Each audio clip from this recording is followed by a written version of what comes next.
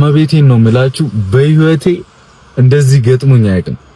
እግዚአብሔርን ምን መሰላችሁ ማርያምን በቃ ፈጣሪ ያለው ነገር ለእናንተ የሰጣችሁ ነገር በምንም ተአምር ምንም ቢፈጠር ምንም አይነት ገደል ቢኖር እመቤቴ ምስክሬ ናት።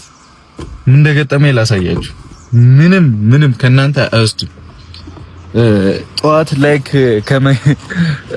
መኪና እያሞኩኝ ነበርና ተደወለልኝ በዚህ ስልክ ማለት ነው። ከዛ ስልኩን እዚህ ጋር አድርጌ እያወራሁኝ ነው ላይክ በቃ እዚህ ጋር እያችሁታ እና ስልክ እያወራሁኝ ምናምን ረሳሁት።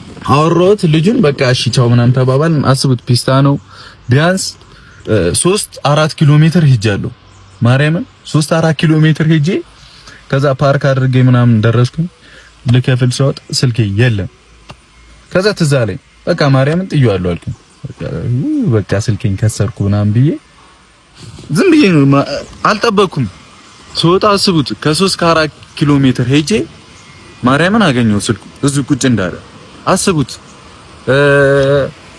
እኔ እንጃ በቃ በፈጣሪ ማለት የእናንተ የሆነ ነገር ፈጣሪ ለእናንተ ብሎ በሰጣችሁ ነገር ላይ ምንም ማንም ቢመጣ ቢሞት ሊወስዱ አይችልም።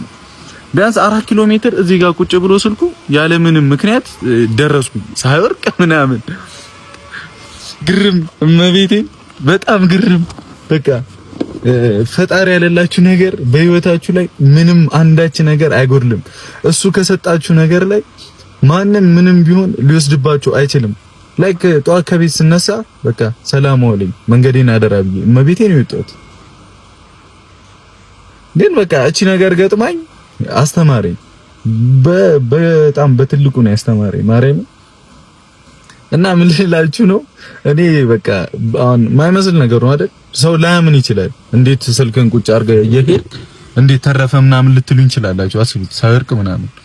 ግን በቃ እሱ ያለው ነገር ማንም ምንም ቢመጣ ሊያስቀረው ምንም ሊወስድባችሁም አይችልም።